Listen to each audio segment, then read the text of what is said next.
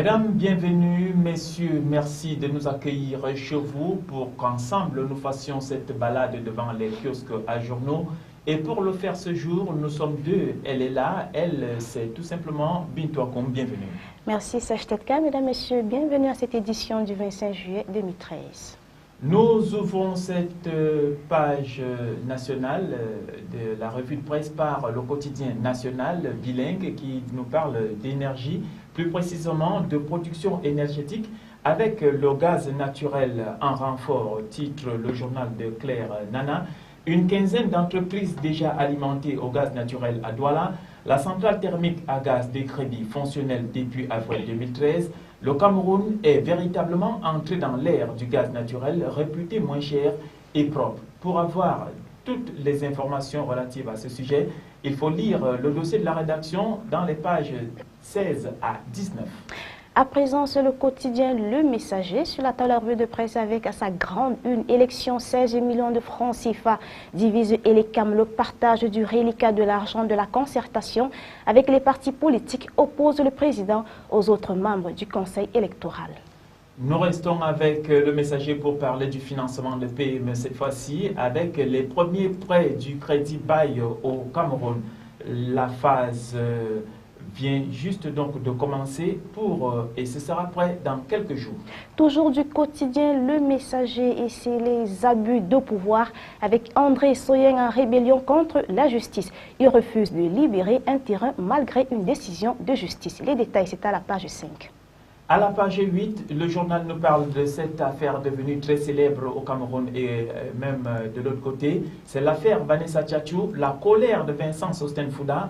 Après sa condamnation par la justice, l'activiste politique était face à la presse hier à Yaoundé. Le Message parle aussi santé avec les femmes plus touchées par le VIH-Sida que les hommes. La région du Sud a le taux de prévalence le plus élevé au Cameroun. Nous restons dans Le Messager et toujours dans le domaine de la santé avec l'alimentation, parlant plus précisément du bébé. Voici les pratiques qu'il faut éviter à votre bébé. Le taux de mortalité infantile est de 62 décès pour 1000 naissances au Cameroun. À présent, c'est le quotidien Mutation avec une information sur les campus et ce sont les universités d'État. Une année académique sans prime à l'excellence. Le ministre de l'Enseignement supérieur, le professeur Jacques Famundongo, n'a pas octroyé la bourse promise par le chef de l'État aux meilleurs étudiants au cours de l'année 2011-2012. Et puis, l'indisponibilité des fonds est invoquée pendant que les potentiels bénéficiaires grincent les dents.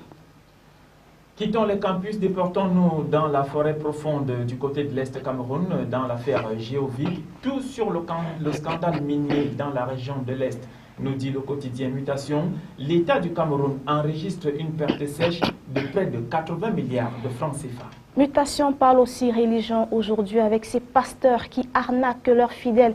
Et c'est le cas des églises réveillées dans la ville de Yaoundé. Déportez-vous à la page 4 du quotidien Mutation. Une page un peu avant, c'est pour parler de l'affaire Aboganena. Un commissaire de police attendu à la barre le 14 août prochain, Jean-Louis Messing, est cité comme témoin de l'accusation. Nous restaurons le quotidien Mutation et ce point de presse à la crise, à la FICA Foot vue par Issa Chiroma Bakari. Le ministre de la Communication nie toute ingérence du gouvernement dans ce feuilleton. C'est allié à la page 3 de Mutation. Mutation a fait une enquête et de quoi s'agit-il très exactement? Être acteur de cinéma au Cameroun. Il faudrait lire le journal et vous aurez tous les détails. Mathilda parle des municipales 2013 qui font toujours l'actualité avec la menace qui plane sur les maires du Vouri. Pour qui sont le Glas, Françoise Foné, Lengue Malapa, John Koumassé, Oumarou Fadil, Denise Fampou et Ernest Edimo. C'est à retrouver dans Mathilda. Mathila, le journal de Grace Ngomé, nous amène aussi au marché Mbopi où il se pose un dilemme, CUD ou SICODEV, le maître d'œuvre inconnu. Toujours de Mathila avec cette affaire de Iya Mohamed, le capitaine Feuteux demande la clémence à Paul Biya. Les détails, c'est à retrouver à la page 9. Et tout de suite, nous nous retrouvons sans transition de l'autre côté de nos frontières avec le journal La Tribune qui nous parle de raquettes au CICE. Les chefs d'entreprise parlent. Que disent-ils? Choqués Déroutés, excédés, plusieurs dirigeants d'entreprise décrivent à la tribune la méthode employée par leurs clients pour retrocéder tout ou partie du crédit d'impôt pour la compétitivité et l'emploi édifiant.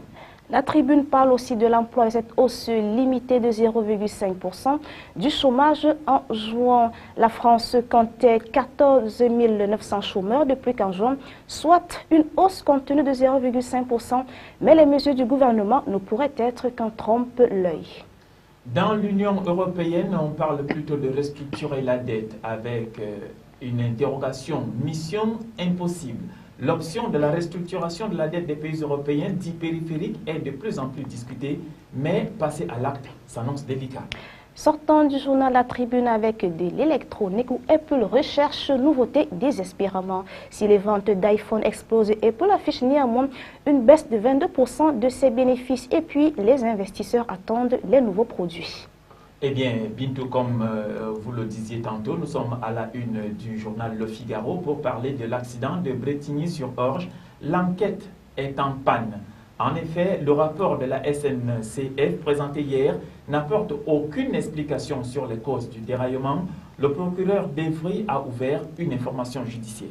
Le Figaro dit ceci: quand le Sénat veut en finir avec le dopage, la commission d'enquête du Sénat a rendu public aujourd'hui son rapport sur l'efficacité de la lutte contre le dopage. Elle propose 60 mesures pour enrayer le fléau dans le sport professionnel mais aussi amateur. Elle livre en annexe les noms des cyclistes dopés du Tour de France 1998 et puis les deux premiers, Marco Pantani et Jean Ulrich, ont été ainsi détectés positifs à l'époque.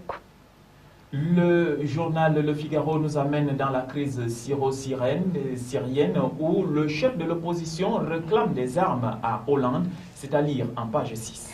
À présent, sur le journal Le Monde avec Édouard Balladur, cerné par la justice, l'ex-premier ministre est soupçonné d'avoir utilisé les fonds spéciaux de Matignon pour le financement de sa campagne présidentielle de 1995. L'affaire de Karachi est élargie à des faits de détournement des fonds publics et puis les détails, c'est à retrouver dans les colonnes du journal Le Monde dans les pages 8.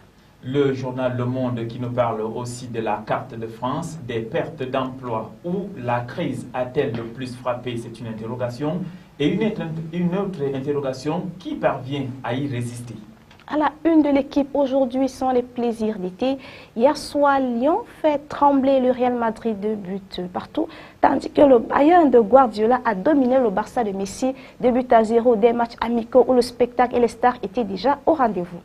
Eh bien, bientôt vous parlez des stars. Les stars, il y en aura aussi dans la Ligue 1 en France avec Thiago Silva qui s'est dit heureux d'être au PSG. Avant de rejoindre ses coéquipiers, le capitaine parisien explique pourquoi il n'a pas cédé aux avances du Barça et confie son optimisme. Pour lui, le PSG peut remporter la prochaine Ligue des Champions.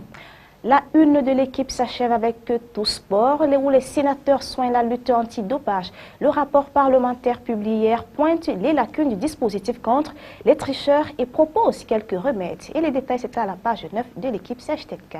Oui, Bintou Akoum, nous allons parler cette fois-ci avec les Échos qui nous présentent les tirs croisés sur les tarifs des sociétés d'autoroutes. En effet, la Cour des comptes pointe la hausse des péages et dénonce le rapport déséquilibré entre l'État et les concessionnaires.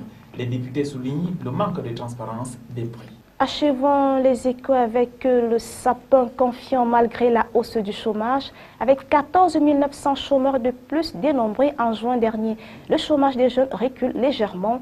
En juin, le nombre de demandeurs d'emploi n'ayant pas du tout travaillé dans la catégorie A a de nouveau progressé de 14 900, plus 0,5%, portant le total à 3 279 400 selon les données publiées hier par Pôle emploi. Et puis la suite, c'est dans les colonnes des Échos.